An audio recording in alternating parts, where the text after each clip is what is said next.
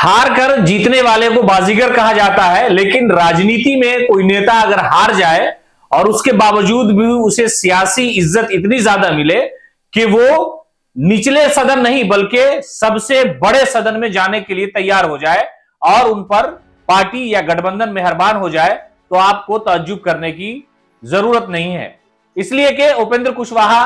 की जो सियासी किस्मत है वो तो काराकाट में नहीं चमकी। वो चुनावी मैदान में थे लेकिन वो चुनाव हार गए और उनके पार्टी के लोग, उनके कार्यकर्ता, उनके समर्थक ये कहते नजर आए कि अगर उपेंद्र कुशवाहा इस बार जीत गए होते तो शायद मोदी कैबिनेट में वो मंत्री हो गए होते। लेकिन किस्मत देखिए, जब वो एनडीए गठबंधन में थे और लोग ये अनुमान लगा रहे थे कि वो हो सकता है कि चुनाव से पहले नरेंद्र मोदी का साथ छोड़ दे, मुख्यमंत्री नीतीश कुमार का हाथ छोड़ दे, तो ऐसे हालात में उन्हें मनाया गया था, उन्हें एनडीए गठबंधन में रोका गया था और रोकने की जो शर्त थी वो ये थी कि आप एक लोकसभा की टिकट ले लीजिए, यानी काराकाट से आप चुनाव लड़ जाइए, उसके अलावा आपको एक एमएलसी का पद भी दिया जाएगा। लेकिन जैसे ही चुनावी परिणाम आए, राजाराम ने उन्हें चुनाव हरा दिया, उपेंद्र कुशवाहा को मायूसी हाथ लगी और एक तरह से कहा यह जाने लगा कि उनके पार्टी का वजूद खत्म होने वाला है। लेकिन इसी दौरान जनता दल यूनाइटेड यानी खुद मुख्यमंत्री नीतीश कुमार ने एक और बड़ा दांव खेला कि भगवान सिंह कुशवाहा को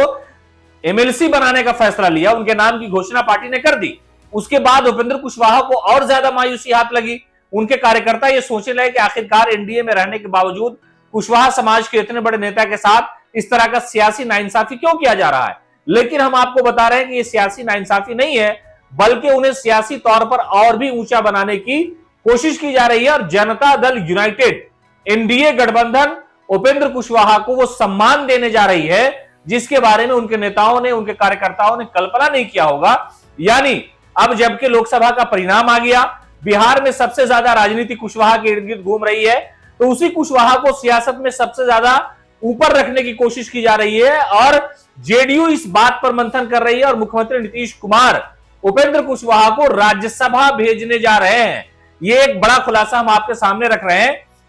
कि उपेंद्र कुशवाहा की जो सियासी किस्मत थी वो तो खराब निकली, वो लोकसभा का चुनाव हार गए, लेकिन अब उन्हें राज्यसभा भेजा जा रहा है। जिस तरह से कुशवाहा कार्ड खेलने की कोशिश दोनों जानिब से की जा रही है, एनडीए की जानिब से, खासतौर से जनता दल यूनाइटेड की तरफ से और इधर आरजेडी की तरफ से, यानी कुशवाहा जात के जो भी नेता हैं, चाहे वो बड़ा हो या छोटा हो, उन्हें सियासी मंच पर लाने की कोशिश है ताकि जो विधानसभा का चुनाव हो उसमें कुशवाहा वोट उनकी पार्टी की तरफ, उनके गठबंधन की तरफ आ जाए उस नेता की वजह से। इसी कड़ी में उपेंद्र कुशवाहा को जनता दल यूनाइटेड राज्यसभा भेजने जा रही है। तो कहा यह जा रहा है कि हार कर भी जीत गए कुशवाहा, और वही कहा जाता है कि हार कर जीतने वाले को सियासतदान कहते हैं और उस सियासतदान का नाम उपेंद्र कुशवाहा है।